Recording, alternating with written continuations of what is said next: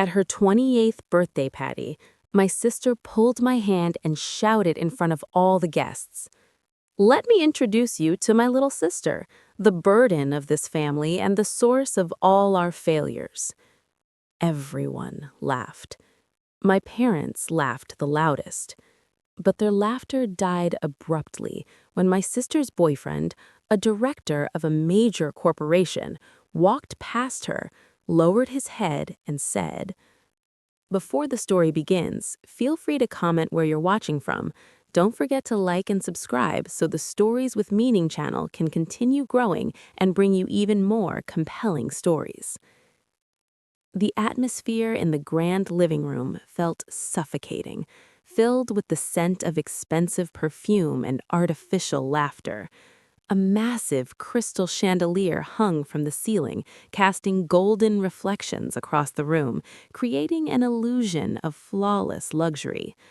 That night was the 28th birthday celebration of my older sister, Sophia. As usual, our parents' mansion had been transformed into a lavish party venue. Guests, business associates, social elites, and distant relatives filled the space, subtly competing with one another through their jewelry and success stories.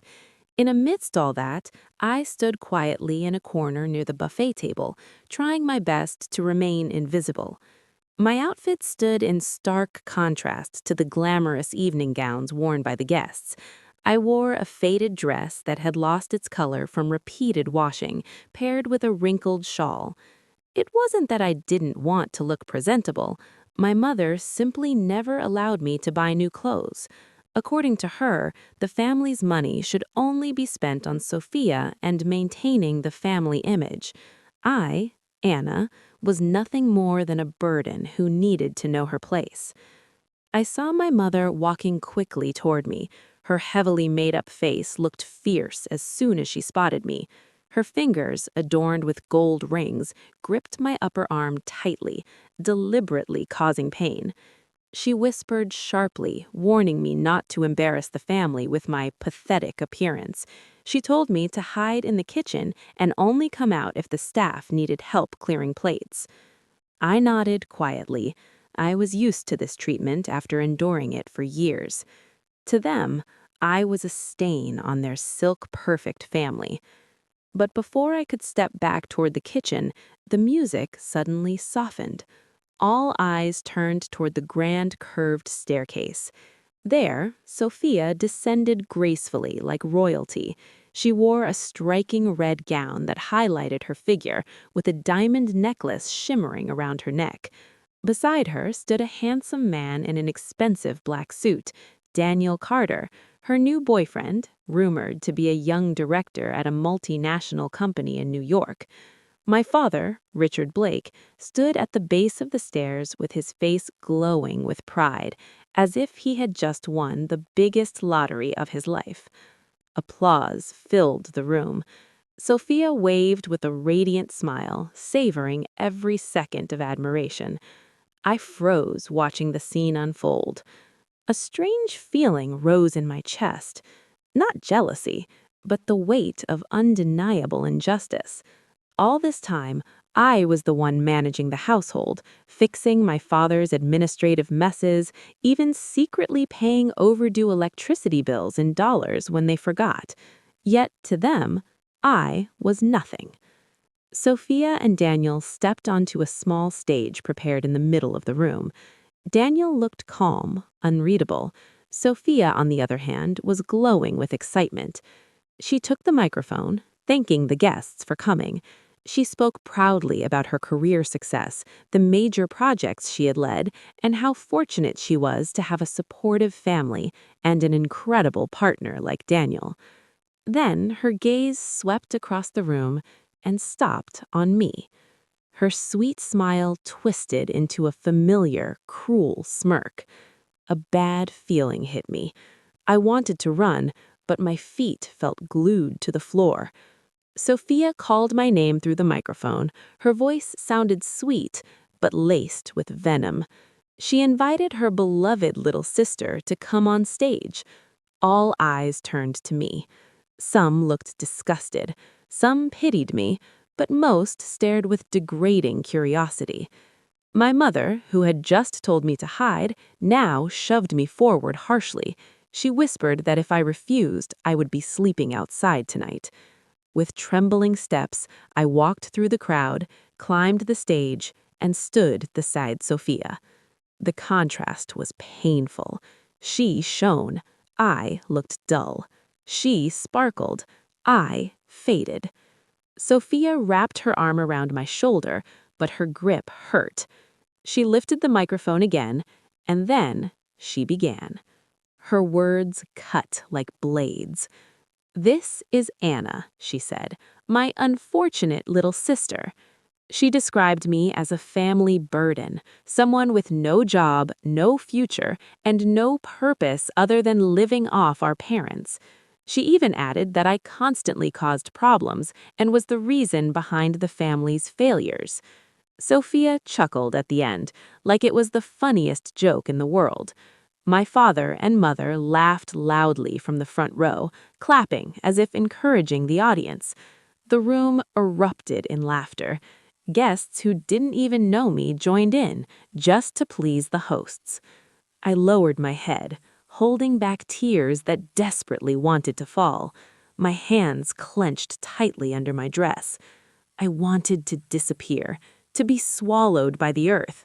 This wasn't the first humiliation, but being mocked in front of hundreds of people and in front of her boyfriend made it far worse. I glanced at Daniel, expecting the same look of disgust, but what I saw made my blood stir. He wasn't laughing, not even a hint of a smile. He stood still, hands in his pockets, staring at Sophia with a cold, icy gaze. Then his eyes shifted to me, and there was something unexpected: respect and deep regret. The laughter in the room began to fade as people realized that the guest of honor, Daniel, was not amused. Sophia noticed his silence and nudged him playfully, asking why he wasn't enjoying the family comedy show. Daniel took a deep breath. Then, with a sudden motion, he grabbed the microphone from her hand, startling everyone. His voice echoed through the room, deep and firm. "This show is quite interesting," he said. "It has truly opened my eyes to what this family really is." Sophia smiled proudly, thinking he was praising her. But that smile vanished instantly as Daniel continued speaking. He locked his gaze onto Sophia's eyes and with crystal clear articulation said that starting today, this very second, Sophia was terminated from the company. No warnings, no severance package, immediate dismissal, dishonorable termination. And that wasn't all. Daniel also declared that their relationship was over, right then, right there. A suffocating silence fell over the room. The background music stopped abruptly. A glass slipped from a guest's hand and shattered on the floor. The sound echoed sharply in the overwhelming silence. Sophia stood frozen, her lips slightly parted, but no words came out. She looked like someone struck by lightning in broad daylight. Richard Blake and Margaret Blake stood there in shock, their faces drained of color, as if the blood had stopped flowing through their veins. They couldn't believe what they had just heard. Daniel Carter, the young director they had idolized, had just fired their beloved daughter and ended their relationship in front of everyone. Sophia finally snapped out of her daze. She reached for Daniel's hand, her voice hysterical as she demanded an explanation. She thought it was a joke, a birthday prank, a dramatic surprise. She let out a strained laugh, tears beginning to pool in her colored contact lenses. She begged him to stop joking. It wasn't funny. But Daniel brushed her hand away with visible disgust, as if her touch was contaminated. He stepped back, creating a firm distance between them. He straightened his suit. Then he did something that made the entire room stop breathing. Daniel walked toward me. He turned to face me completely, and in front of hundreds of stunned eyes, he bowed. a polite, formal gesture of deep respect. His voice softened, yet remained firm. He apologized sincerely for his earlier behavior. Then he addressed me with a title that made my ears ring. Commissioner. He said he had no idea I had been treated like garbage by my own family. He admitted it was his mistake for not investigating Sophia's background more thoroughly. I lifted my head and looked at him. My face was still damp with tears, but now my eyes held something else. Clarity. Control. It was time for this performance to end. I gave a small nod, a signal that I accepted his apology, and gave him permission to continue. Tonight, Sophia's birthday party would become a night none of them would ever forget.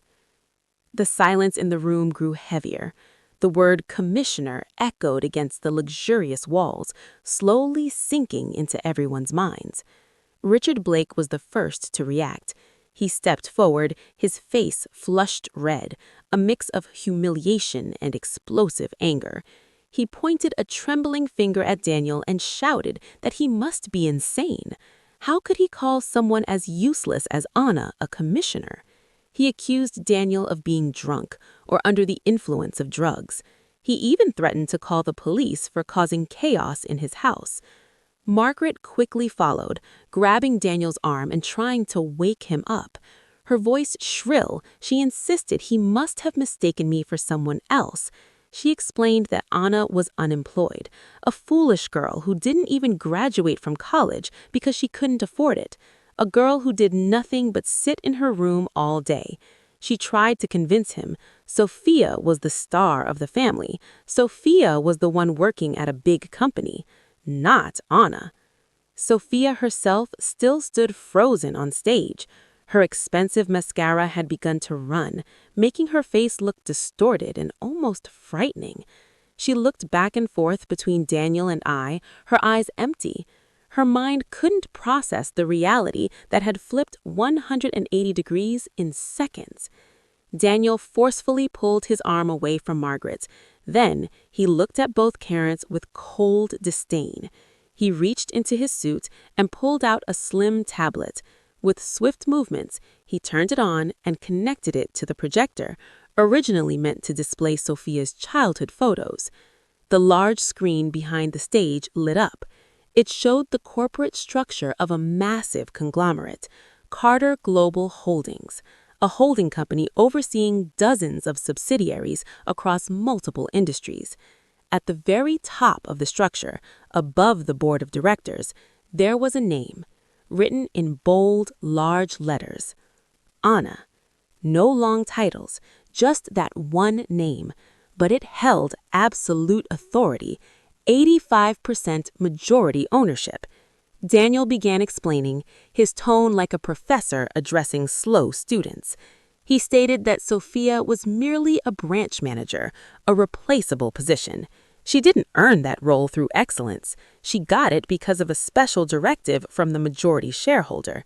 And that shareholder was me. He pointed directly at me. He explained that for the past 5 years, I had been working remotely, controlling company policies from behind the scenes, from a small room that my mother often mocked as a nest of laziness. Sophia suddenly screamed hysterically. She denied all of it. She shouted that it was all lies, fake data. She claimed she was the one funding the family. She bought the cars. She paid for the house renovations. She financed the luxurious lifestyle. Daniel let out a cold, mocking laugh. Then he swiped the tablet again. The screen changed, now displaying financial transaction records. Clear as day, monthly transfers. Sophia's actual salary was only enough for basic living expenses. Everything else, the luxury cars, the house renovations, the extravagant parties, came from corporate dividends, money deposited into a special family account, an account controlled by Sophia. But the source? Entirely from my shares, from my generosity. Sophia had been lying all along. She claimed my dividends as her own bonuses, stealing credit from my hard work to earn love and praise from our parents. And Richard and Margaret, blinded by wealth, never once questioned it. They preferred the narrative. The beautiful daughter was successful, the quiet one was a failure. That truth hit them harder than any physical blow. Margaret's legs gave out. She collapsed onto the cold marble floor. Her eyes stared at me in disbelief. Her lips trembled, trying to say my name, but no sound came out. Finally, I decided to speak. I stepped forward and took the microphone from Daniel. My voice was calm, no fear. I looked directly into Richard Blake's eyes, now lowered in shame. I said, all this time, I stayed silent because I still respected them as the parents who raised me. I let them enjoy the fruits of my labor because I hoped that one day they would see me as their daughter, not as an ATM, not as a burden. But tonight, that hope was dead. Their public humiliation had destroyed the last trace of respect I had left for them. I explained calmly that I no longer needed their acknowledgement. Then I turned to Daniel Carter and gave my first public instruction as commissioner. I ordered him to freeze all assets registered under the company's name, including every facility granted to Sophia and this family. I instructed him to repossess all company vehicles, block every corporate credit card Sophia had misused, immediately stop all dividend transfers to the family account. Daniel nodded obediently. His fingers moved swiftly across the tablet screen, executing my commands in real time through the corporate system. Moments later, a series of notification sounds rang out. Sophia's phone, Richard's phone, Margaret's phone. Bank alerts. Transactions declined. Accounts frozen. Sophia lunged toward me in rage, attempting to attack me.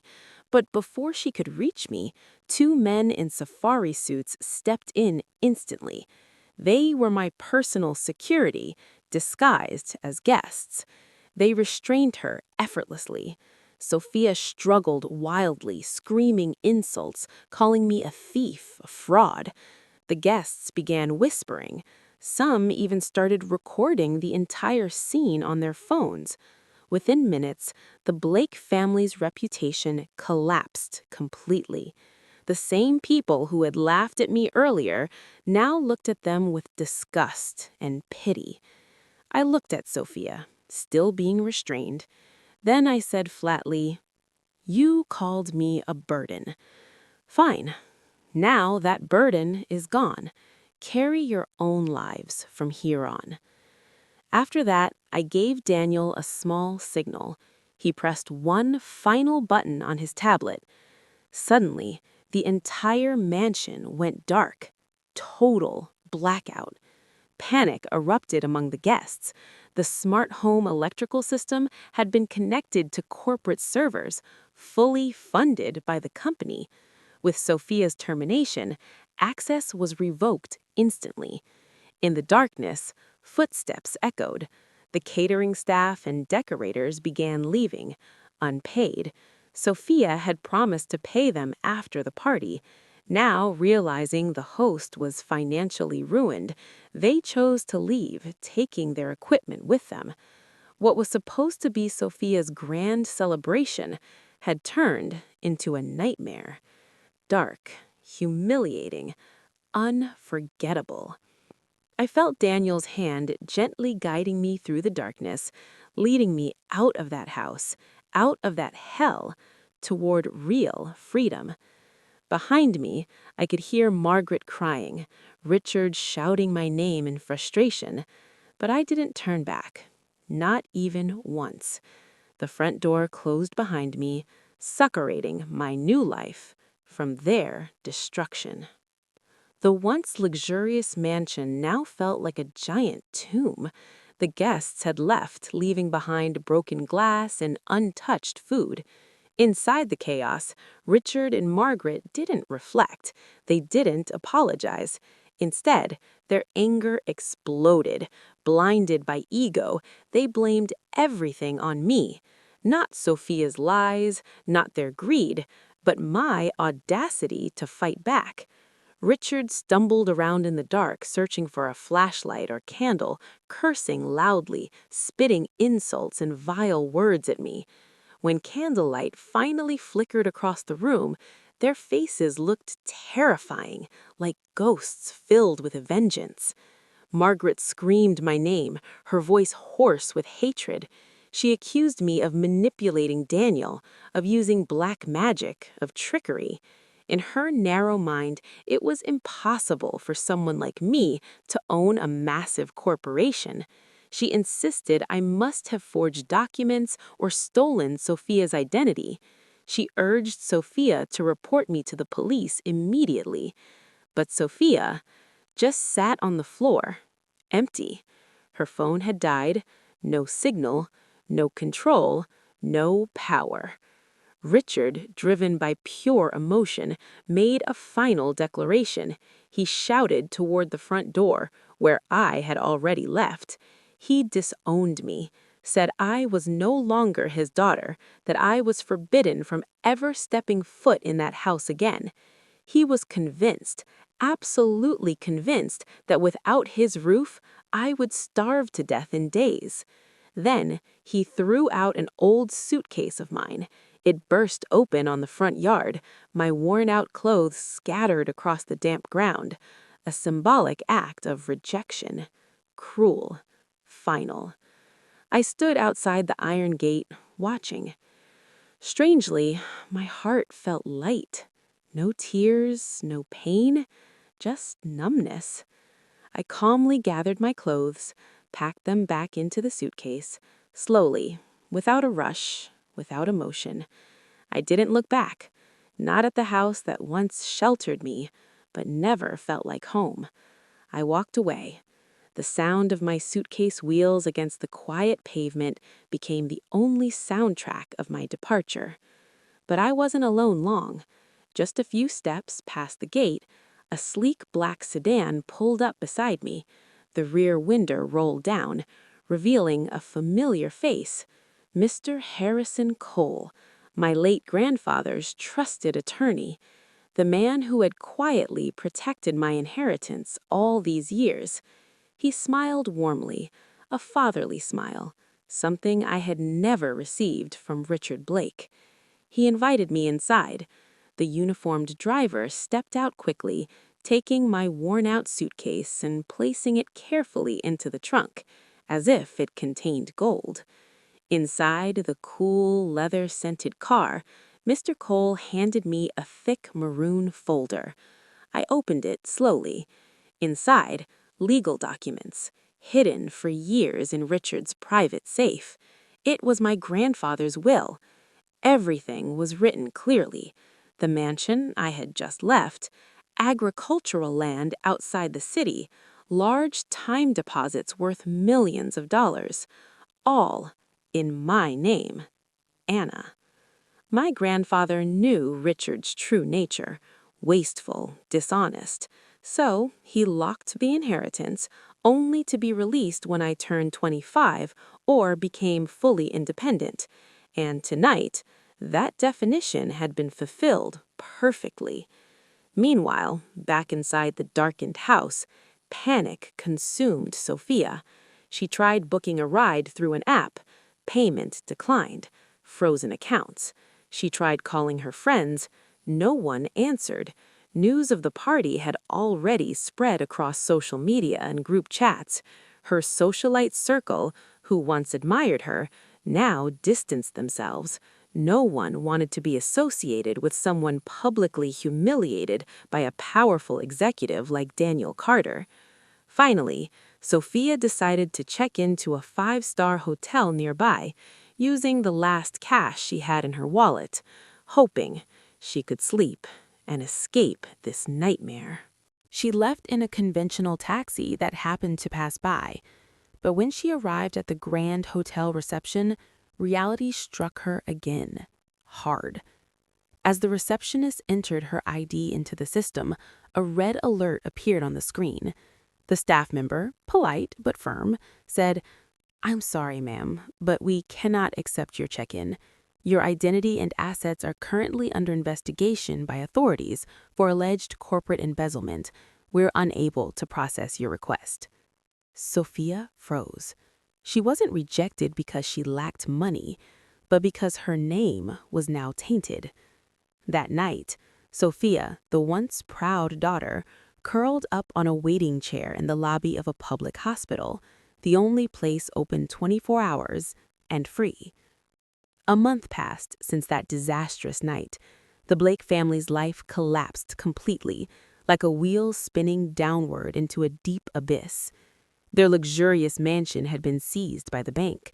The bank moved quickly after discovering that Sophia had forged collateral documents using corporate assets to secure her personal debts.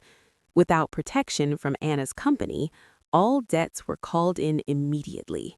They were evicted by court officers, only able to carry a few clothes and worthless belongings. Now, the three of them lived in a cramped rental unit in a run-down neighborhood on the outskirts of New York City. The walls were damp and moldy. The roof leaked when it rained. The air was filled with noise, traffic, shouting neighbors, constant chaos. No more air conditioning, no soft beds, no servants.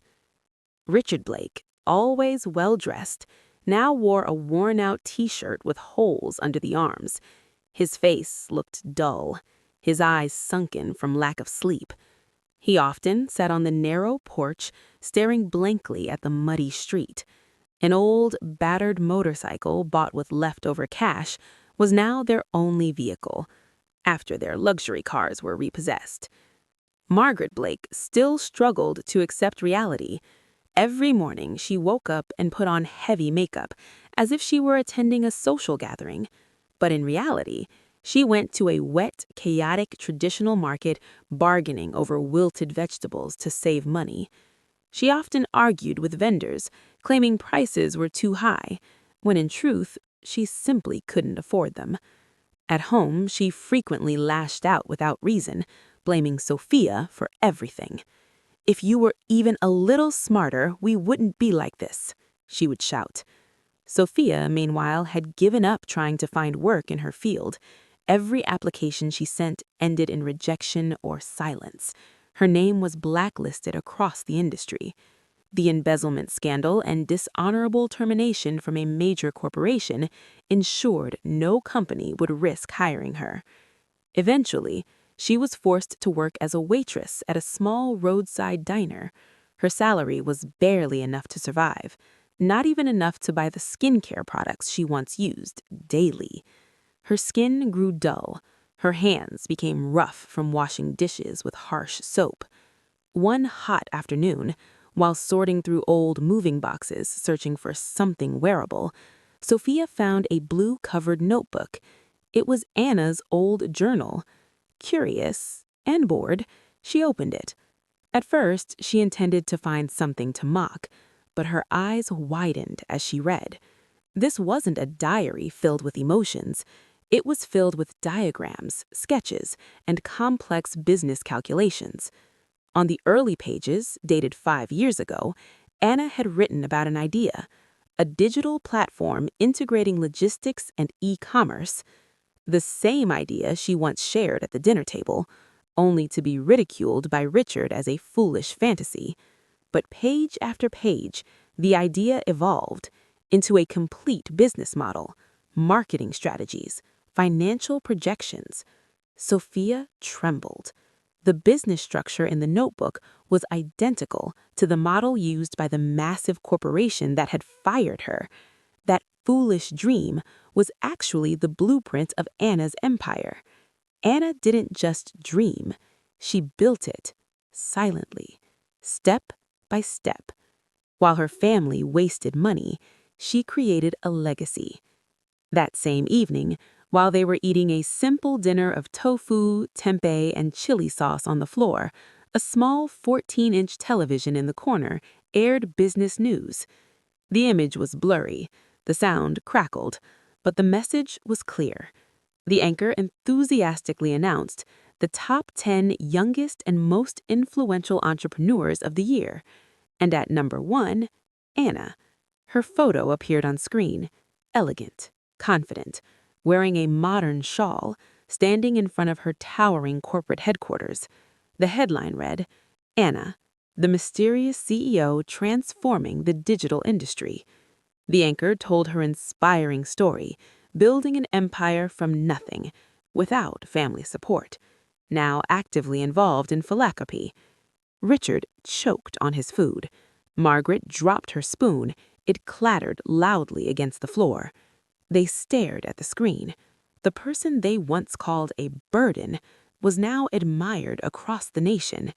Untouchable, radiant, far beyond their reach. The realization hit them hard. They had thrown away a diamond to keep a pebble. But instead of regret, a different thought grew in their minds. A cunning one. Not remorse, but survival instinct. That night, they held an emergency family meeting in their cramped rental. Margaret, full of energy, began planning. Anna must still have a soft heart, she said. Blood is thicker than water. Forgetting she was the one who had cast that blood away. They decided they would go to Anna's headquarters, pretend to be remorseful parents, act loving, then slowly ask for financial help. The next morning, they woke up early. Margaret searched through old clothes, choosing outfits that looked modest, worn enough to evoke sympathy. Richard wore a faded batik-style shirt and a crooked cap, trying to appear humble and devout. Sophia, reluctant at first, was forced to join. She wore a plain dress, no makeup, her hair tied carelessly, to look pitiable. The three of them took crowded public transportation, heading towards the elite business district in downtown New York City. When they arrived, they were stunned. Anna's skyscraper towered before them. Even the lobby alone was larger than their old house. Polished marble floors, cool air, people in sharp, elegant attire, walking with purpose. As they approached the reception desk, security stopped them. Their appearance stood out, poor, out of place. But Margaret immediately screamed hysterically, "We are Anna's parents, the owners of this building. How dare you try to stop us?" The commotion drew attention. The receptionist, who had already received special instructions from Anna in case the situation happened, finally allowed them to go up, but not to the CEO's office. Instead, they were escorted to a small meeting room on the ground floor. They sat nervously in the soft chairs. Margaret had already prepared her fake tears. Richard rehearsed his sweet, persuasive lines. The door opened. They stood up instantly, expecting Anna to walk in, crying, ready to embrace them.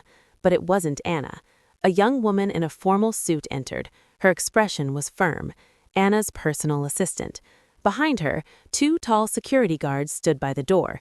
She didn't smile, not even a little. She placed a thick brown envelope on the table. "Miss Anna cannot meet with you," she said coldly, "but she asked me to deliver this message." Richard quickly grabbed the envelope, his eyes gleaming with greed. In his mind, it contained money, a check, salvation. With trembling hands, he tore it open, but instead of cash, papers spilled out. Bills, detailed records of their lifestyle debts over the past 5 years. Sophia's credit card statements, Richard's luxury car installments, Margaret's beauty treatments, overseas vacations. Everything, carefully documented, including proof of transfers from company funds that had been misused. Their faces turned pale. The assistant continued, "Miss Anna has decided not to pursue legal action for the embezzlement on one condition. You are never to contact or approach her again. Consider this your final debt clearance. But if you come near her again, all of this evidence will be handed over to the authorities." Margaret collapsed hysterically. She threw herself to the floor, trying to grab the assistant's legs as if Anna might be watching through CCTV. "Please tell my daughter," she cried. "Her mother is sick. We're starving. How can she do this to us?" Suddenly, Anna's voice echoed through the room via intercom, clear, calm, cold. "Do not touch my staff." A pause. Then, "You seem to forget. I am not your daughter. I was just the burden you threw away, and burdens have no obligation to feed those who discarded them. Leave now before I change my mind and have you all arrested." Silence. Their hope died instantly. The obedient Anna they once knew was gone. In her place stood an untouchable businesswoman. They were escorted out of the building, back into the harsh heat of the streets. Back to reality. The golden door was closed forever. But rejection only ignited something darker in Sophia. Humiliation turned into rage, despair into vengeance. That night, in their cramped rental, Sophia couldn't sleep. Her mind raced. She knew she couldn't fight Anna with money or power, but there was one weapon left: public opinion. She understood. Society was highly sensitive to stories about ungrateful children. The next day, she contacted an old friend who worked for a popular online gossip account. The friend hesitated, but Sophia promised a viral, exclusive story. She began crafting lies, claiming Anna stole her business idea while she was sick, manipulated her parents, left them in poverty. She added emotional fuel, that Anna had abandoned her sick and starving parents while living in luxury. To strengthen her narrative, Sophia created a video. No makeup, swollen eyes, worn-out clothes. She cried on camera, telling a tragic story of betrayal. She filmed their run-down home, took photos of Margaret lying down, simply resting, captioning it, "My mother is critically ill. We can't afford treatment because my sister took everything." The video exploded. Netizens flooded Anna's business accounts. Hate comments, insults, calls for boycott. The hashtag Anna Ungrateful Daughter started trending. Sophia smiled in satisfaction, watching the chaos from her cracked phone screen. She felt victorious, even received small endorsement offers from sympathetic viewers. Meanwhile, Anna's business rivals saw an opportunity. They fueled the narrative, hiring online buzzers to intensify the attack. But what Sophia didn't realize, Anna's silence was not weakness, it was strategy. Daniel Carter, now acting as Chief Operating Officer, had been monitoring Sophia's digital activity from the beginning. With court authorization, he had intercepted her communications. Anna deliberately let Sophia feel powerful, let her spread lies, so her fall would be absolute, undeniable. The climax came during a live stream. Sophia went live on social media, promising to expose Anna's crimes. Hundreds of thousands watched. She spoke passionately, holding a stack of blank papers she claimed were evidence. Suddenly, the door was kicked open. Sophia gasped. Her phone nearly dropped, but it kept recording. Police officers entered. Cybercrime unit. Behind them, journalists from major TV networks invited by Anna's legal team. The lead officer spoke firmly. "Sophia Blake, you are under arrest for violations of Electronic Information Act, defamation, and spreading false information resulting in material losses to a public corporation." Sophia's face turned pale. Her eyes widened in terror. She tried to cry out to her viewers, but the comments had already turned against her. Moments earlier, Anna's company had released a devastating counter video. It showed CCTV footage of Sophia and her parents throwing Anna out, financial records of embezzlement, audio recordings of Sophia planning the smear campaign. The public flipped instantly, from sympathy to outrage. Sophia was labeled a manipulative liar, a cruel sister, a drama queen. Her arrest was watched live by millions. She was dragged out in handcuffs, screaming, crying, breaking down. Meanwhile, Richard and Margaret sat frozen in the corner, realizing their final weapon had exploded in their own hands. The courtroom that day felt heavy, oppressive. The lights, usually dim, now felt like harsh spotlights aimed directly at the defendant's seat, where Sophia sat. Her appearance was pitiable. Her hair, once always perfectly styled, was now tangled and unkempt. Her face looked dull without makeup, and her eyes were swollen from crying. The orange prison vest she wore felt like an irreversible mark of failure. In the visitors section, Richard Blake and Margaret Blake sat hunched over, looking far older than their actual age. Their heads were lowered, unable to look toward the prosecutor's table, let alone the journalists crowding behind the barrier.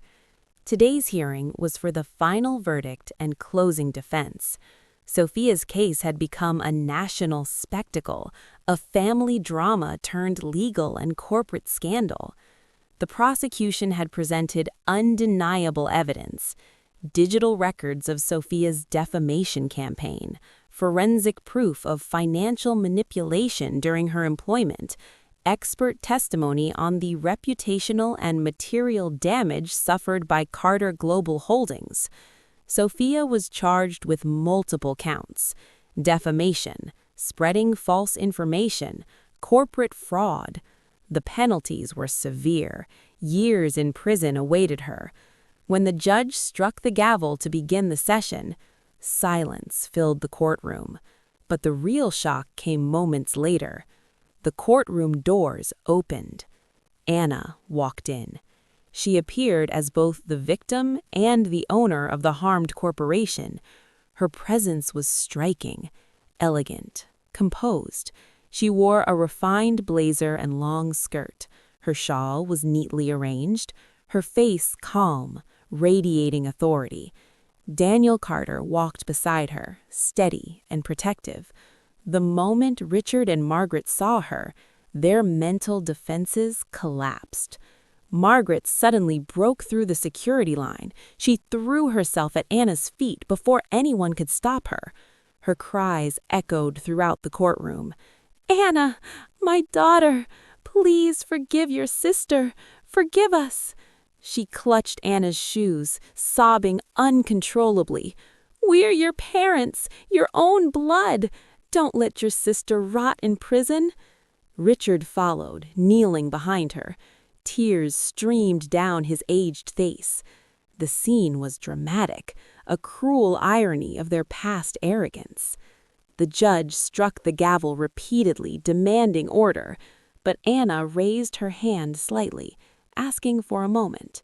The judge nodded. Anna looked down at them. No pity in her eyes, only cold clarity and old wounds long since hardened. She stepped back, gently pulling her feet away from Margaret's grasp.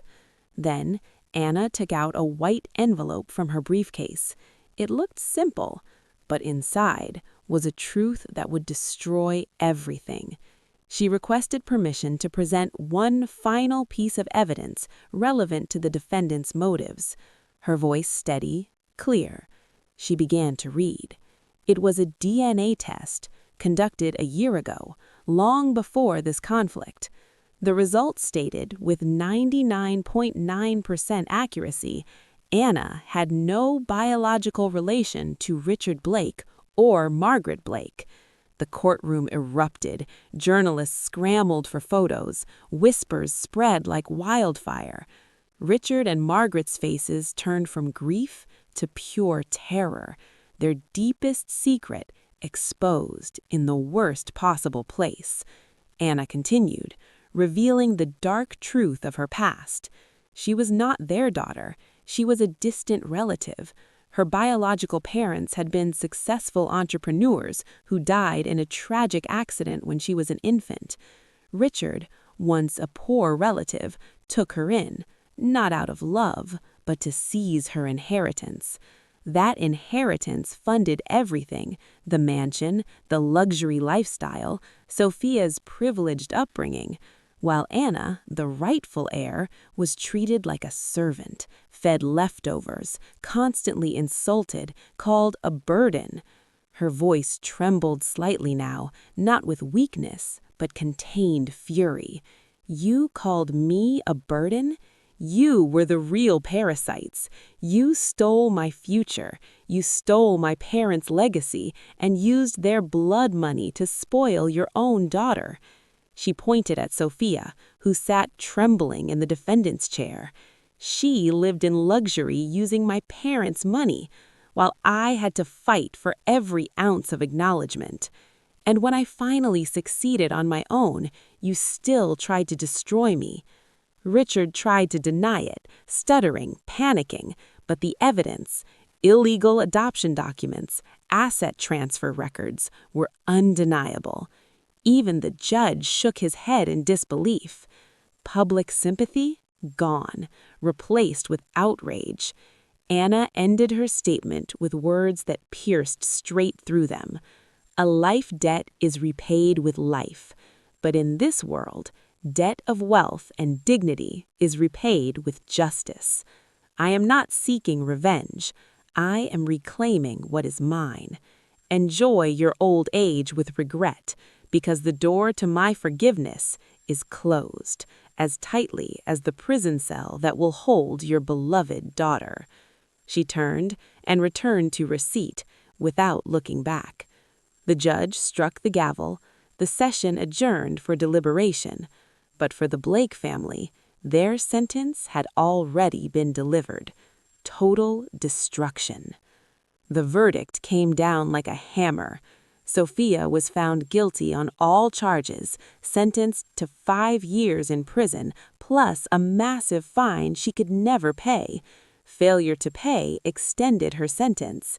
She screamed hysterically as officers dragged her toward the transport vehicle, calling for her mother, her father, even Daniel Carter, hoping for a miracle. But none came. Margaret fainted in the courtroom. Richard sat motionless, his soul gone. Prison life became a living hell for Sophia. Once used to luxury, she now slept on cold concrete floors in overcrowded cells. The air smelled of dampness and urine. Meals were cheap, tasteless portions, nothing like the fine dining she once flaunted online. But the physical suffering was nothing compared to the mental torment. Inside those walls, the law of the jungle ruled, and fate was cruel. Because one of the inmates was someone she once knew, Miss Susan, their former housemaid. Sophia used to treat her horribly, yelling at her, accusing her of theft, even once throwing hot water at her over a cup of coffee that wasn't sweet enough. Miss Susan had been imprisoned for petty theft, trying to pay for her sick child, a situation made worse by the low wages and withheld payments from Sophia's own family. And now, their worlds had reversed completely. When Sophia entered the cell with a frightened face, Miss Susan was the first to greet her. "Welcome, Miss Sophia," she said with a meaningful smile that sent chills down Sophia's spine. The other inmates, who had already heard stories of Sophia's cruelty from Miss Susan, stared at her with predatory eyes. That night became the longest night of Sophia's life. There was no brutal physical violence, but the psychological intimidation was relentless. She couldn't close her eyes for even a second. She was ordered to massage the senior's feet, forced to scrub the squat toilet with a toothbrush, endured endless mockery about how far she had fallen. The princess had become a servant in a kingdom of iron bars. Outside prison, Richard and Margaret's fate was no better. After the truth about the stolen inheritance was revealed, their remaining assets were seized, even the old motorcycle, their last savings, all taken to partially compensate Anna, though it barely covered anything. They were evicted again. No money, no home, no reputation. They became homeless, sleeping on closed shop porches, using cardboard as bedding, eating from charity or leftovers. Their situation worsened because their faces had gone viral. People recognized them. "Hey, aren't those the abusive parents who stole from their own child?" Some whispered. Others pointed. Some even recorded them for social media, mocking them. No one would hire them, not even for washing dishes. Labels like fraud and heartless parents stuck to them permanently. In complete contrast, Anna's life flourished. She didn't just succeed in business, she found true happiness. Daniel Carter, who had stood by her all this time, not just as a colleague but as her protector, finally proposed, not with luxury or extravagance, but with sincerity. He proposed at the orphanage Anna had built, surrounded by the laughter of children they both cared for. Their wedding was simple, but deeply meaningful. No flashy guests, no displays of wealth, only close friends, loyal employees, and the children from the orphanage. Anna wore an elegant white gown, graceful, modest. Her face radiated genuine happiness. The media called it the most inspiring wedding of the year. Photos spread everywhere, showing a couple built on respect and love. Inside prison, someone smuggled in an old newspaper used as food wrapping. On its greasy page, a large photo of Anna and Daniel appeared, smiling, holding their marriage certificate. Sophia stared at it with trembling hands.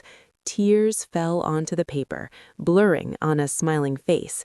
She crumpled it tightly, then broke down, crying hysterically, hugging her knees in the corner. Jealousy, regret, and the crushing realization she had lost everything. The man she once had, the sister she once despised. Meanwhile, under a highway overpass, Richard and Margaret stared at a giant digital billboard across the street. It displayed a brief news segment about Anna's wedding. They looked at each other, eyes filled with tears, stomachs empty, finally realizing they would never feel the warmth of family again. 6 months passed since the judge's gavels separated their lives into opposite extremes.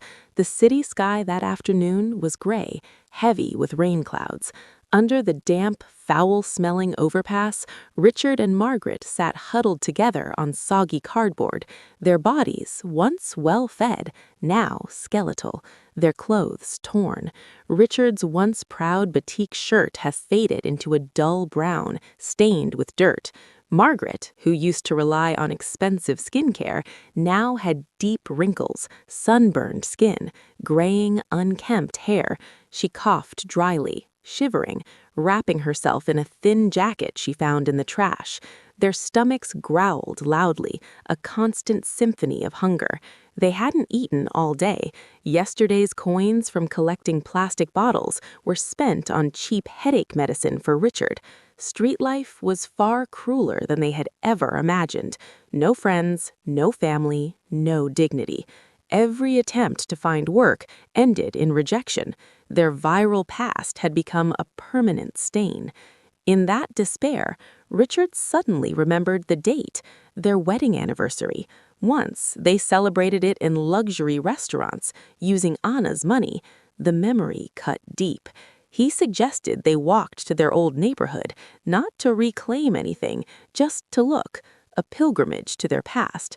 They walked for miles, dragging their wounded feet. When they arrived, security stopped them, but the guard was new. He didn't recognize them, so they were allowed to stand across the street. From afar, they saw their former house, now even more beautiful. Fresh white paint, a well-maintained garden, a strong iron gate. That house was now Anna's, the home they could have lived in if they hadn't been greedy. As dusk approached, a luxurious black SUV slowly approached the gate. Margaret's heart pounded. She recognized the license plate. It was Anna's car. Without thinking, driven by hunger and manipulative longing, she ran into the road, spreading her arms, blocking the vehicle. The driver braked suddenly. Tires screeched against wet asphalt. The car honked loudly, startled. The gate opened. Security rushed out, quickly restraining them and dragging them to the roadside. Margaret struggled, screaming hysterically, calling out Anna's name. Margaret's voice cracked as she screamed through tears. "Anna, it's Mom. Look at me. We're starving. Please open the door." Richard followed, his voice desperate, begging for mercy, saying they hadn't eaten all day and were both sick. The rear window of the black SUV slowly rolled down, but only halfway, just enough to reveal a pair of eyes staring from inside. They were Anna's eyes.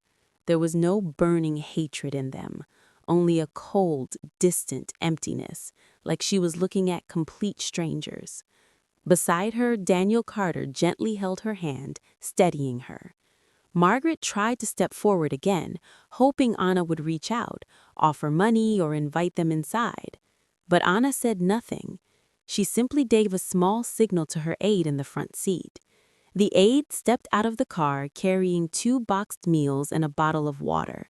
With a neutral expression, he handed them to Richard.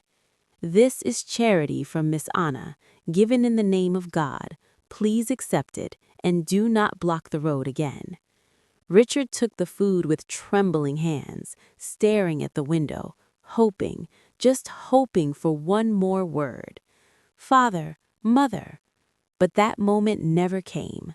The window slowly rolled up again, sealing off their view of Anna's world. The car drove forward, passing through the gates of the grand house. The iron gate shut with a heavy metallic thud, like the final verdict of a judge. Margaret collapsed onto the wet asphalt, clutching the food boxes, crying hysterically, not out of true repentance, but out of regret for losing their source of wealth. They opened the boxes with dirty hands. Inside was warm white rice and grilled chicken, the most luxurious meal they had seen in 6 months. But when they took their first bite, it felt like swallowing thorns. Every grain reminded them of the life they had once wasted. They ate while crying on the roadside under the pouring rain, as passers-by looked at them with disgust. Across the street, behind Anna's tall walls, the garden lights glowed warmly and peacefully. A paradise, whose gates they had locked themselves. Regret had come too late, and now it was useless. They were still alive, but to Anna, they had long been dead.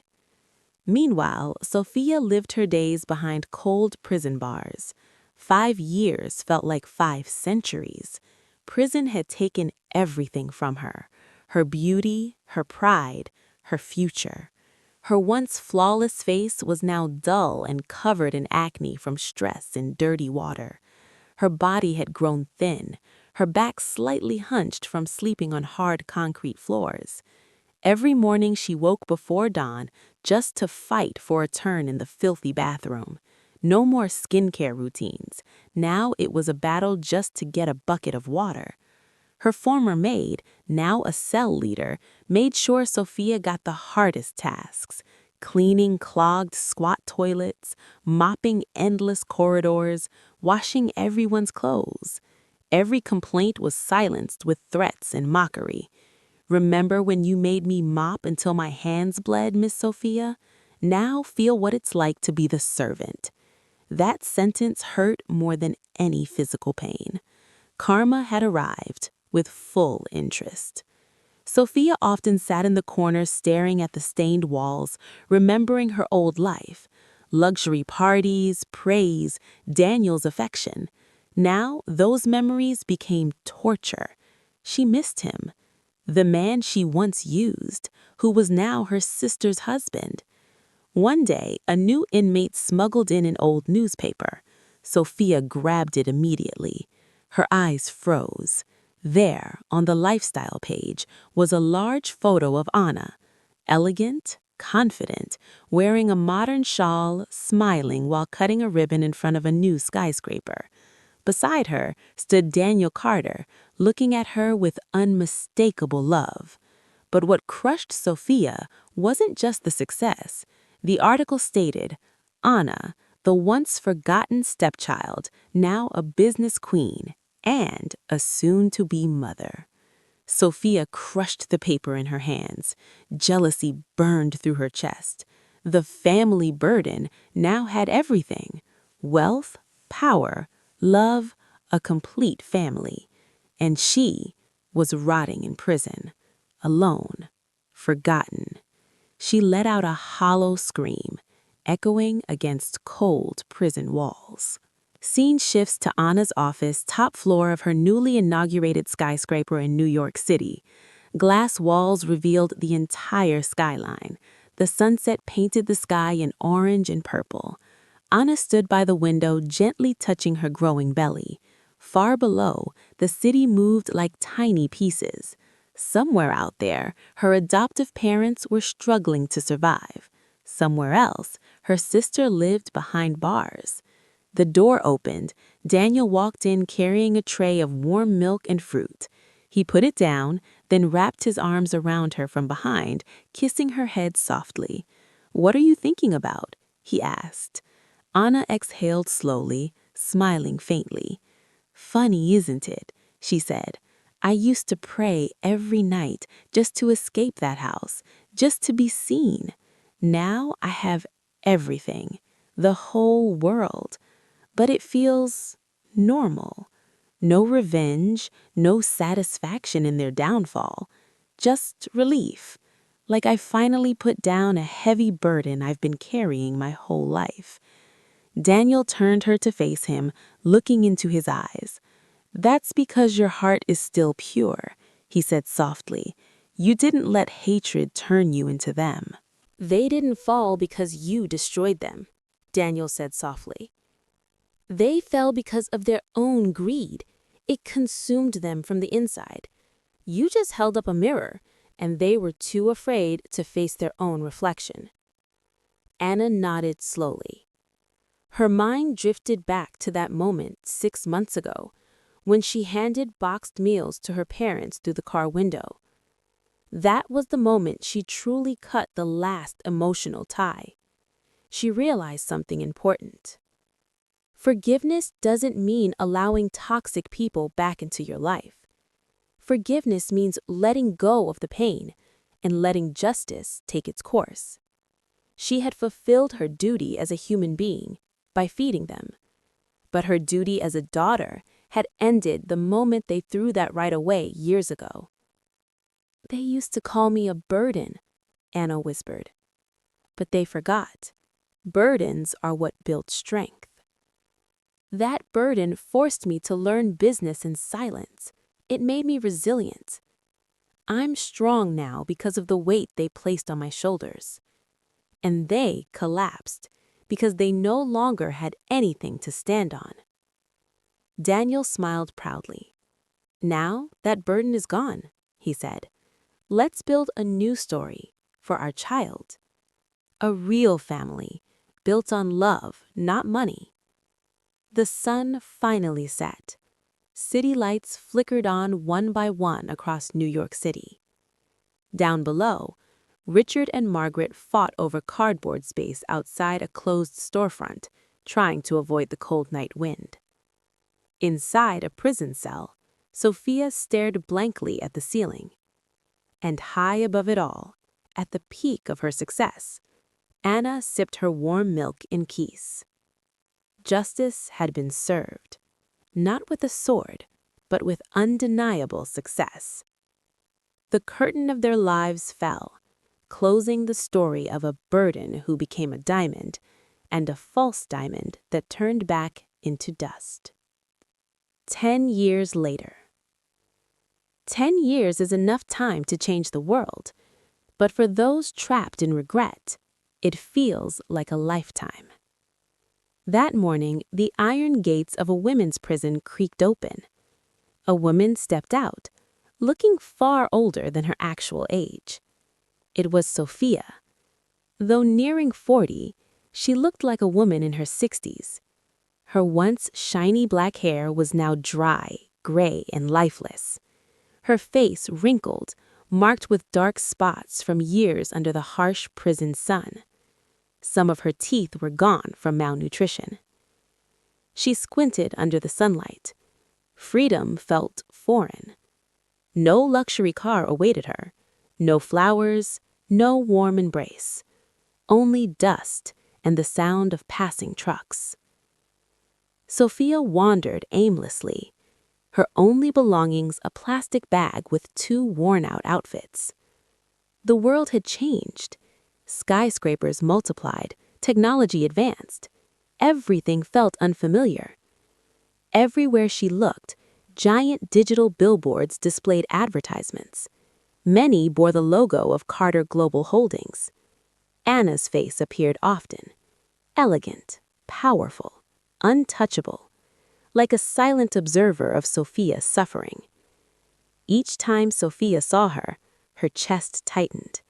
The envy was still there, but now mixed with fear. Her first goal, find her parents. After days of searching among the homeless, she finally found them in a filthy riverside slum. A shack made of torn banners and rotting plywood. The smell was unbearable. Even rats avoided the place. Inside, she found what remained of them. Richard lay on a filthy mattress, half paralyzed from an untreated stroke. His eyes stared blankly upward. Drool slipped from his crooked mouth. Beside him sat a frail old woman, picking lice from her clothes. Margaret. "Mom, it's me, Sophia," she sobbed, kneeling in the mud. She reached out. Margaret turned, but there was no recognition. Only confusion. Then, a strange laugh. "Sophia? Who's Sophia?" She giggled like a child. "My daughter is rich and beautiful. Who are you? A beggar? Go away." She threw a plastic bottle at her. Sophia's heart shattered. She had hoped for at least one embrace. Instead, she found two broken shells of people who no longer knew her. The days that followed were hell. Sophia stayed in that shack, caring for a paralyzed father and a senile mother. She became a scavenger, digging through trash in elite neighborhoods, the same neighborhoods she once lived in. Every luxury bottle she picked up felt like swallowing fire. Karma hadn't ended in prison. It had evolved into a cycle of poverty. One afternoon, while scavenging near a luxury event hall, Sophia saw something. A long black limousine stopped at the entrance. The door opened. Out stepped a perfect family: Anna, Daniel Carter, and their two children. Anna looked radiant, graceful, complete. She adjusted her son's tie, kissed her daughter's forehead. Daniel wrapped an arm around her waist, whispering something that made her laugh. That laugh, soft, warm, echoed across the street. To Sophia, it sounded like heaven. Their children ran happily, unaware of hunger, unaware of suffering. They were a new generation, raised in love and abundance. And across the street, hidden behind a tree, stood Sophia. Dirty, broken, invisible, watching the life that could have been hers. Far removed from the poison of greed that had destroyed the previous generation, Sophia felt an overwhelming impulse to run across the street. She wanted to scream, to call Anna's name, to beg for forgiveness, or perhaps just to be seen. "Anna, it's me, your sister, please," she cried, her voice hoarse and broken.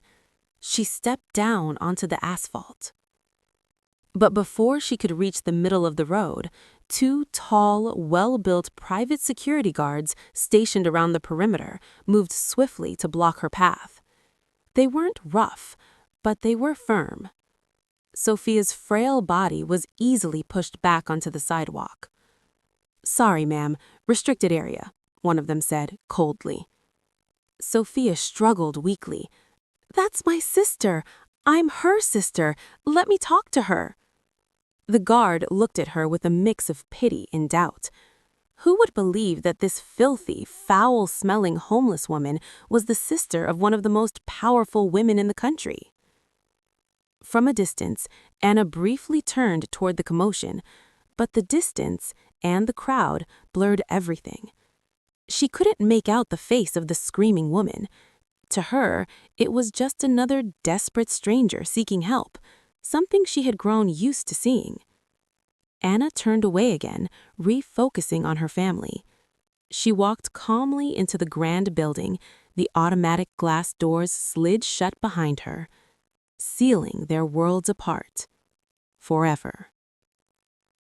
Sophia collapsed onto the sidewalk, and in that moment, she realized the most painful truth of all. She no longer mattered. To Anna, she was no longer an enemy, no longer a threat, not even a memory. Sophia was nothing more than dust on the street, unseen, insignificant. The cruelest punishment wasn't hatred. It was being completely forgotten. That night, Sophia returned to her crumbling shack empty-handed. Margaret was having another episode, shouting angrily at shadows on the wall. Richard lay on his side, groaning in pain as his untreated bed sores worsened. Sophia sat in the corner, staring at the dark night sky through the gaps in the leaking roof. Her mind drifted back to her birthday 10 years ago, the moment she had arrogantly called Anna a burden. Those words had now become her eternal curse. She looked at her broken parents. Now, they were the burden, and she had to carry that burden alone for the rest of her life. Without hope, without end. In the distance, fireworks exploded across the sky, perhaps a celebration from the event Anna was attending. The lights were dazzling, beautiful, colorful, but to Sophia, they were nothing more than sparks burning the last fragments of her soul. She hugged her knees tightly, burying her dirty face, and cried silently. For Anna, the cycle had ended, but for Sophia, it had only just begun, as an endless torment. Divine justice had worked with terrifying precision, placing everyone exactly where they deserved to be. And inside that rotting shack, under the shadow of the towering skyscrapers owned by her sister, Sophia finally understood the meaning of the word Daniel once said 10 years ago. It's over. And now, everything truly was.